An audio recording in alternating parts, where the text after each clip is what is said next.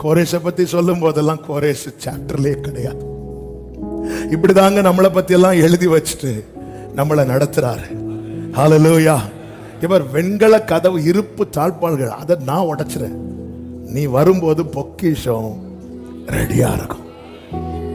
இரத்தத்தாலே மீட்டு வெளியே கொண்டு வந்து நாம பார்த்து வச்ச வாழ்க்கையை விட்டு தேவன் நம்ம இன்னொரு திசைக்கு கொண்டு போகிறார் என்றால் அங்கே நமக்கான பொக்கிஷம் இருக்கிறது, அங்கே நமக்கான புதையல் இருக்கிறது.